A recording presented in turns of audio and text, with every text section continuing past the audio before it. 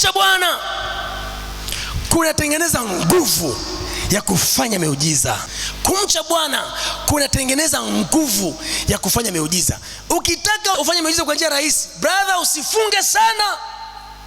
Usiombe sana utajitesa na vidole vya tumbo. Njia rahisi na nyepesi ya kumiliki nguvu ya Mungu itwayo power to do miracles, power to do wonders, power to do mighty and great things. Fear the Lord. Mche Mungu. Kumcha Mungu si kufunga. Unaweza kufunga na bado ukawa hamchi Mungu.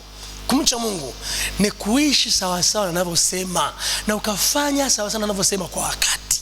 Kumcha Mungu kunatengeneza nguvu ya kufanya miujiza.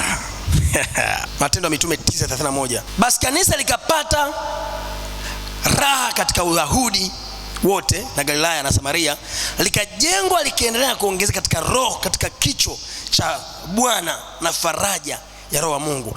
Kwa nini kanisa liliongezeka? Kwa sababu kulikuwa na nguvu ya Mungu inayofanya miujiza. Watu wakaamini katika hilo kanisa. So sehemu yote ambao watu wanamcha Mungu, sio tu mchungaji anayefanya miujiza. Sehemu ambao watu wanamcha Mungu, hata mshirika wa kawaida anafanya miujiza. Imagine tukiamua kumcha Mungu wote. So akija mgonjwa hapa, hausubiri nabii aje aweke mikono. Hapana. Wewe mwenyewe tu ukisogea unasema Baba katika jina la Yesu, pona, anapona. Leo asubuhi nenda saloni fulani, nikakutana na shuhuda za baba askofu. Nikaambiwa mtumishi hongera sana. Kwa nini? Nikaambiwa baba askofu amebadilika sana. Siku hizi ni mzee wa suti. Alitaja hilo neno. Akasema siku hizi ni mzee wa suti. Sisi tunamjua jamaa alikuwa anamsumbua mkewe.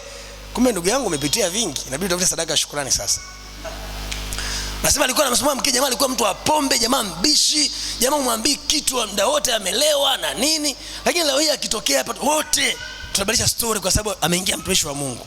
Can you imagine that? Mchungaji za siku nzuri. Unaendaje? Bwana lile kanisa ni kubwa lile.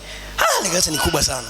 Hivyo ni washirika wale ndio wanajenga au ndio kulikoni? Bwana kuna watu wanahangaika kweli, lakini wewe muda wote tu ukitaka kufanya kitu unafanya, na kiangalia washirika ni wachache. Na nani? Nikamwambia kwa sababu moja tu. Nimwambia tu kwa sababu moja tu. Sio kazi yangu. Mwenye kazi yake anaiwezesha. Simple. Ndio kaniambia nimeona pia hata baba askofu amebadilika sana. Kwa sisi tunamjua sasa mke wake alikuwa anapata shida sana. Kumcha Bwana kunatuongezea nini? Nguvu ya kufanya miujiza, nguvu ya kuzalisha, nguvu ya kufanya vitu vikubwa na vikatokea.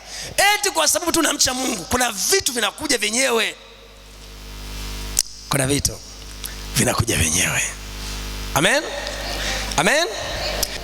Kwa kufika hapo sasa kwenye somo letu la kumcha Mungu tumeishia hapo. Point ya msingi kumalizia ni hii. Nguvu ya kufanya mawonders haipo kwenye kufunga, ipo kwenye kumcha Bwana. Na ndio maana tunashangaa kuna watu kwenye Biblia hajawahi kufunga lakini ametembea na miujiza kwenye miujiza ya kutosha sana.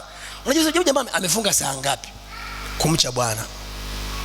Kumcha Bwana. Kumcha Bwana.